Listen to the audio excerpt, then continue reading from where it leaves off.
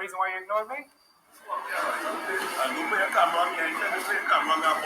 I'm just asking him why he's working. Just Eat, Uber, Deliveroo, all couriers.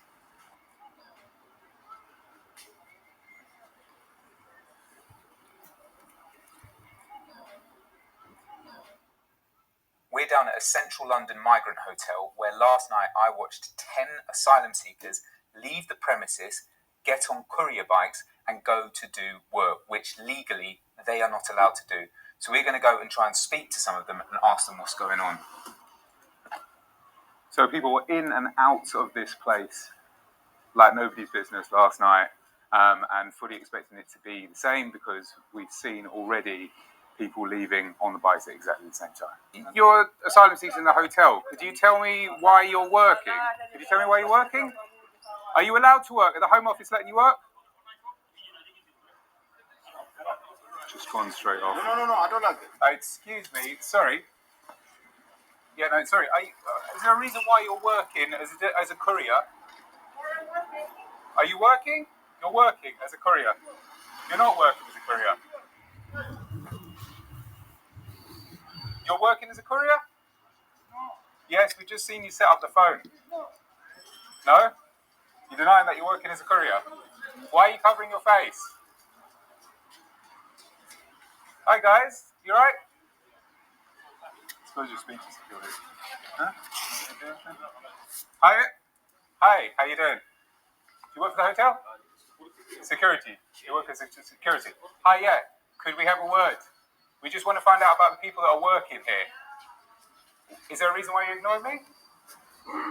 Why have you put the hoarding up?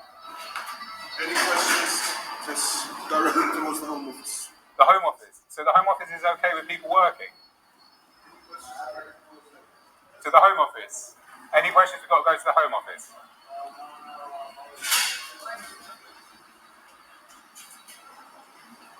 So that was, I presume, hotel security. They didn't answer, and they said any questions go to the Home Office about all the bikes you can see in there. If you have a look, there is Just Eat, Uber, Deliveroo, all couriers.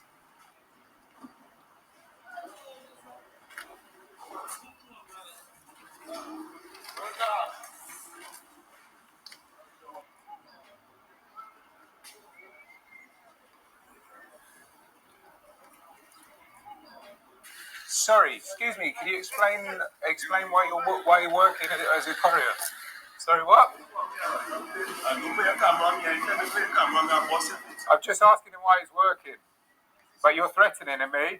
We just tried to speak to the guy and he threatens to smash our faces. So interested what the Home Office will have to say about that. So since we approached, there has been far fewer couriers that are shooting out. Obviously, word has sort of spread around and everyone has scattered. But behind that hoarding, there still are loads of the Deliveroo courier bikes and Just Eat ones. Activity a little more subdued. But we saw it last night. We've seen it again today. There are definitely people in there working.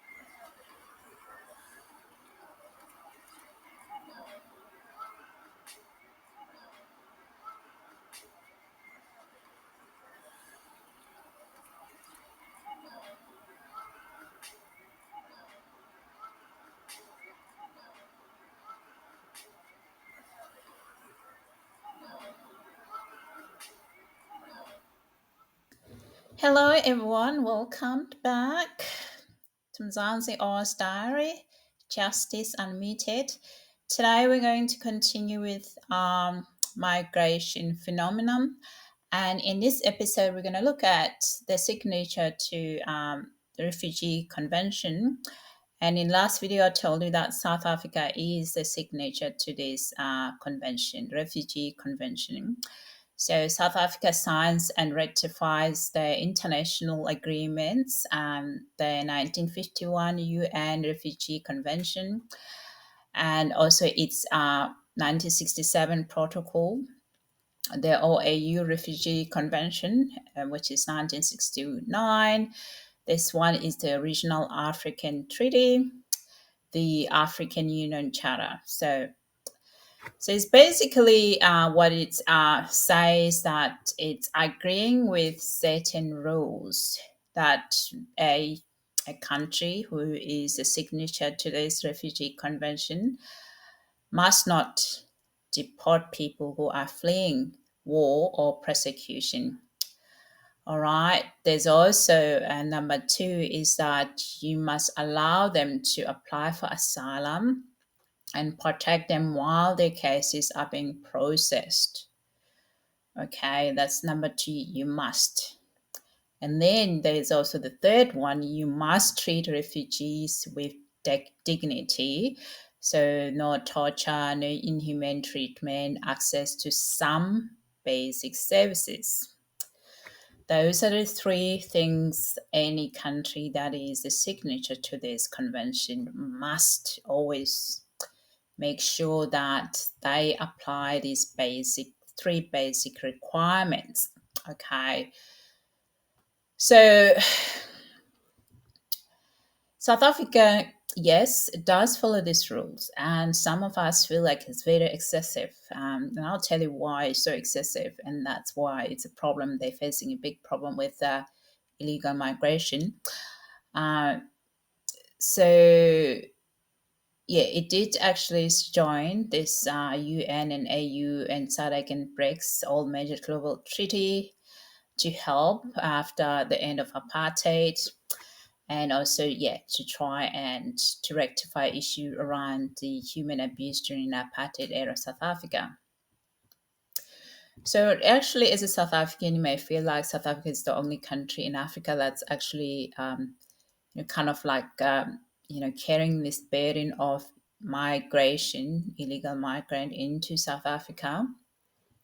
So many countries, you'll be surprised to know that many African countries actually signed the same treaty, but they don't implement it properly. And also they refuse refugee outright, despite being a signature to this convention. So Botswana and Namibia, they also are similar. They've signed the same treaty as South Africa. They're stricter. They deport and detain migrants regularly. So, like I said, they're not breaking any law if Botswana is doing that, because there's three things that a country who is a signature to these treaties, so like I said, you must not deport people who are fleeing from war or persecution. You also must not allow them to. You must also allow them to apply for asylum and protect them while they are applying for asylum. You must also treat them with refugee with dignity and respect. You treat them with dignity. You protect them during their processing when they're applying. You also cannot deport them when they're fleeing their war. You cannot deport them back to where they're from if they're fleeing from persecution. Those are the three things that they have. But Botswana and Namibia don't have these problems because of their stricter way they're managing their refugees. They don't provide any settlement in the community. Yep. Asylums don't. Once they become refugees, they would. But once they're asylum, they do not. And they detain them. And if they don't meet their own standard of who they consider a refugee, they deport them straight away. So Zimbabwe, Ethiopia, and Sudan, they produce large refugee populations, but they don't absorb refugee themselves. They don't get any refugee. So Kenya and Uganda, those are the countries that also signed to this. And they also they have refugee camps, and they limit rights. There's no free movement. There also no work opportunity if you're a refugee in Kenya. That is how it works in Kenya. They're the signature to this. And so you could ask yourself, why did the ANC want it to be the Mother Teresa? Because the Refugee Convention, there are only three you must always, make sure you don't do, but the rest of it, the country can deny or not really follow it through. It's not mandatory. It's not mandatory for them to do it. So the perception that South Africa is doing it comes from the fact that South Africa's legal system and media are more open. So people hear it more. And also, like I said, there's no refugee camps. Big problem for that. So refugees are visible in the community. And there's also a very real now strain directly to the community, and especially around the informal settlement and township, where the huge burden of refugees and illegal migrants in South Africa is, you will see that more in those informal settlement and township. So the burden is still on those Black community in South Africa for this refugee and for these illegal immigrants. Now, why it really matters, this thing.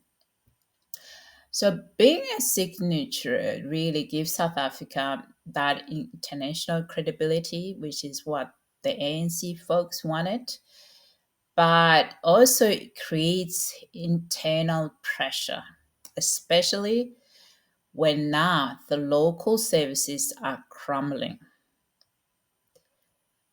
So South Africa, like I said, they could reform their refugee system and make it fairer, more manageable without becoming a dumping ground, which is now, it is now a dumping ground, and the citizen aren't going to have it. Wherever, if they think this stuff is going to go away, they're not going to sort this one out very quickly. I think ANC have learned that in the last election, this one's not going to go down well. And especially with the pressure of high unemployment and so on. But to do that, the government itself, they need to stop pretending it's the only country in Africa with human rights. That is the thing, that superiority that you see with them, the ANC and Ramaphosa, to think that the only country, South Africa is the only country with human rights. No, there are other countries that they've signed to this UN convention, and they need to start demanding other countries to actually share this responsibility. It is their own making, it's the ANC's own making that has led to this. So they themselves should go back and fix this mess, because none of this stuff they're giving the asylums, it's actually mandatory. It's not a requirement as per the Refugee Convention. But also we have to make sure that also anything they do is not also unlawful as per South African Constitution. So fixing that preamble is very important too. So the final thought really is that we need to think about, why should South Africa be the only one following these rules while the rest of Africa turns a blind eye? And the answer is that it shouldn't be. It shouldn't be. But unless the leaders negotiates how refugee protection works at the African Union level, South Africa will continue to carry this high, disproportionate share of the burden. And the anger will keep falling on the poor, not the powerful. This is what I think would happen.